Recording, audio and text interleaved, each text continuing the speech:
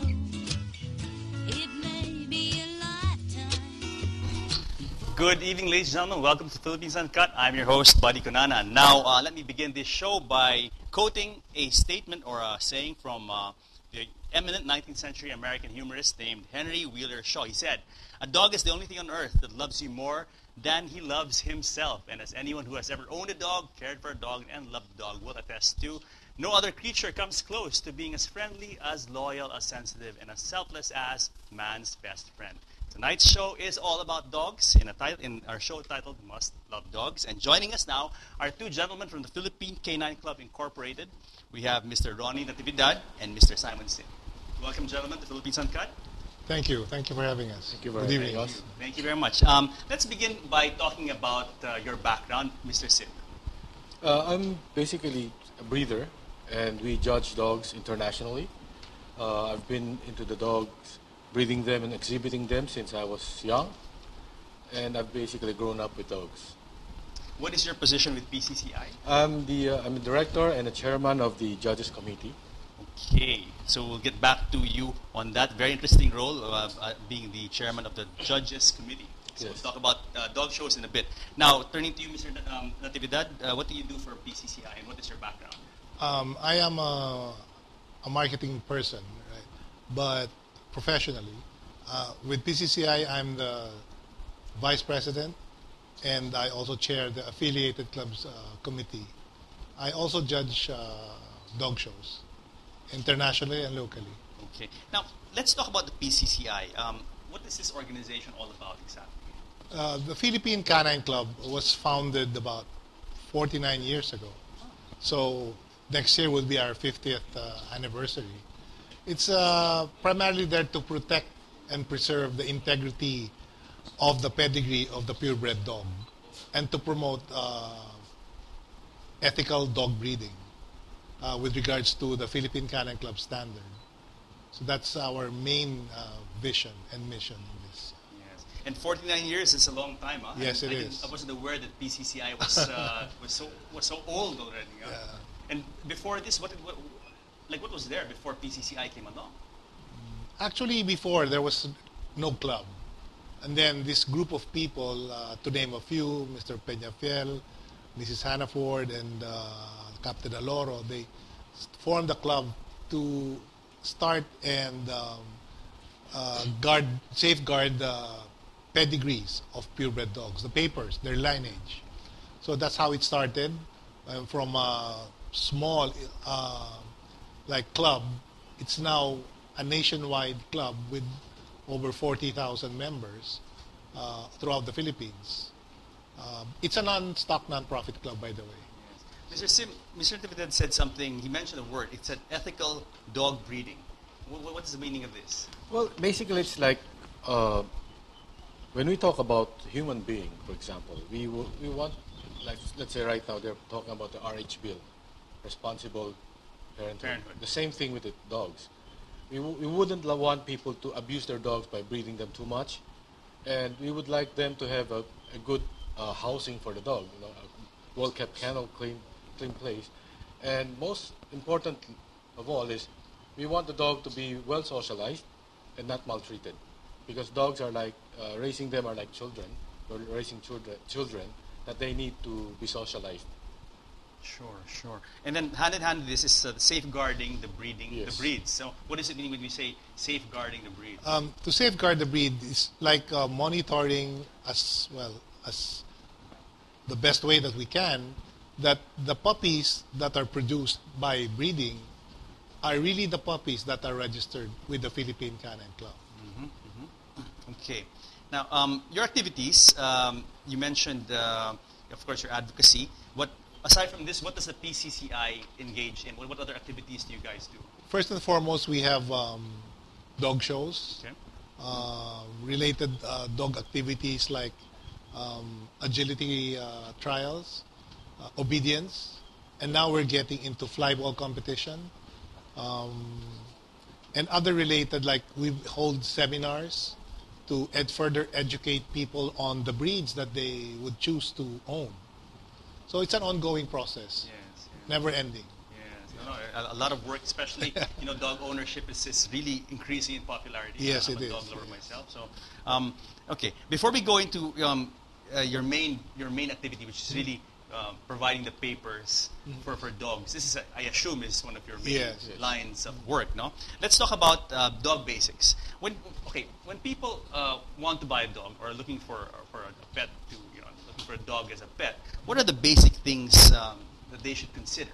I think first and foremost, the person who decides to own a dog should first ask himself if he's ready to own a dog, because owning a dog, whether small or big or small, comes responsibility. Sure.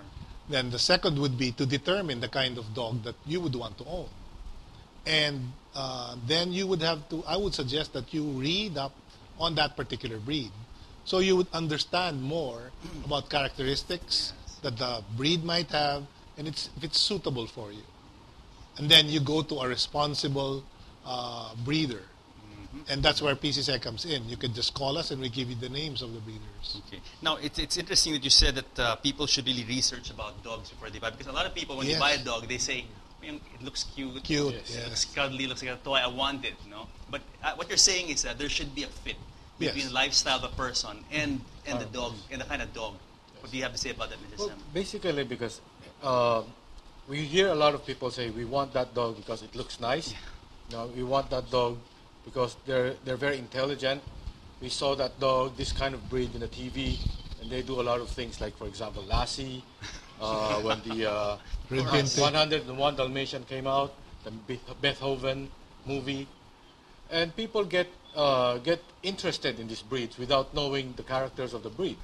Now, the problem is, it's not when we buy the puppy, it's when the puppy grows up and the character doesn't match. Like, for example, if you're a laid-back person and you get a dog that's very active, of course, eventually you'll lose interest and the dog will be frustrated. Yes.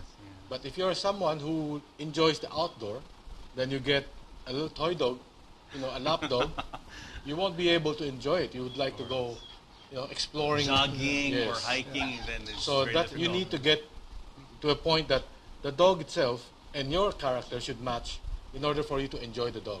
Otherwise, both sides really If suffer. you, it's if you live all in a true. condominium and you want a Saint Bernard, so of course you can't do that. Although I know some people live in condos and they have big dogs like Yes. Siberian. I mean, not big, but dogs that are very active like huskies. And it really takes a lot of commitment, no? Because these Yes. people take them out twice a day. They Twice a get day, up early. yeah. They, it's a lot of work. They're like people also, like athletes. Like a Siberian Husky was bred primarily to pull a sled, to work in the snow. So if you do not work the dog, the genes of that dog would look for that energy. Of course. So you would really have to bring him out twice, maybe an hour each time for exercise. That's a lot of work. And not just walking, they have to have a space to run. That's a lot of work. Yes. Let's talk about papers, because when people buy dogs, they say, "Oh, may papeles ba yan?" Or it has papers. What are these papers exactly? Well, the papers show you the lineage or the parentage of the particular dog. So, like for example, in livestock, when you breed, you study the lines, the parents, grandparents, and you try to look for a type that you would want to produce. So, if you do not have that integrity in the truthfulness of the papers, then you would be like probing in the dark. You don't know what you're going to come up with when you start to breed. But, I mean, okay, if I see a German Shepherd, a German Shepherd's a German Shepherd. I mean, Yes. how important are these, what you said, papers or genealogy, or how important is this really when someone owns a dog? Well, first and foremost, to make sure that it's a purebred dog, Okay. the papers must be there. Okay. But if you do not really plan to breed, then you don't have to really look or study the papers because you don't really intend to breed. But if you do intend to breed, you would probably get a shepherd where the parents, grandparents, or even the third generation, you'd see the dogs that produce good quality dogs. Okay. Now, how do you guys, Mr. Sim, in PCCI, certify, so to speak, a dog? That, okay, this dog is purebred. That do you guys do background checks on the dog?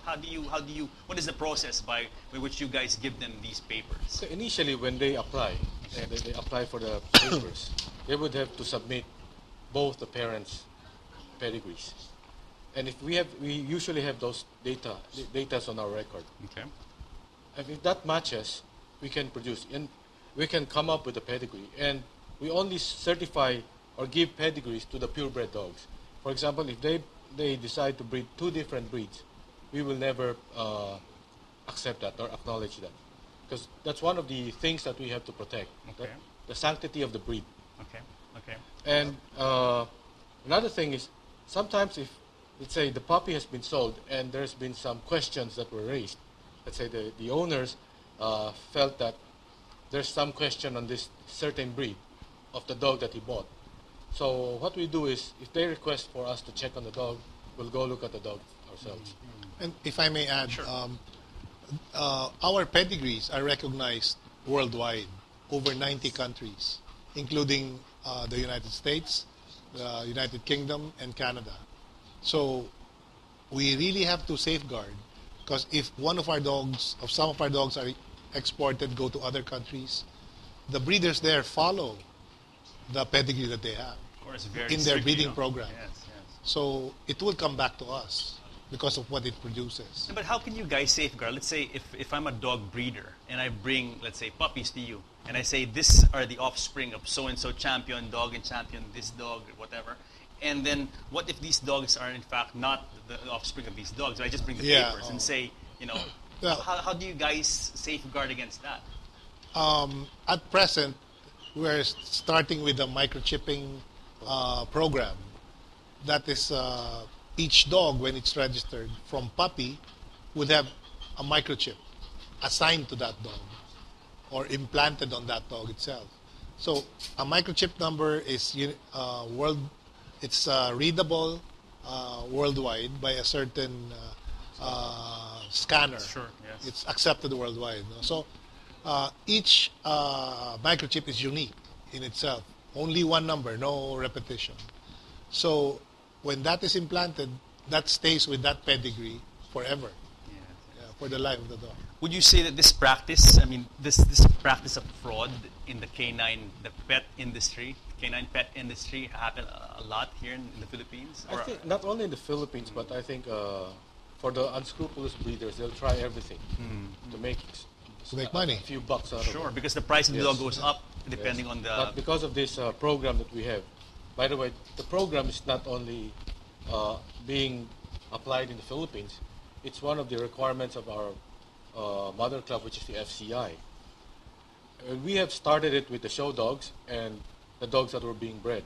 Eventually, the requirement would be all the dogs that would be Registered. participating in all the sports and all the dogs that will be bred, including the puppies that were born, and if they want to register them, the puppies need to be that microchip in order for us to have that specific identification for each dog. No, but this program isn't rolling out yet at present. It's So not it has full- started. It started We already. have started. But right now we have what we call the random inspection. Okay.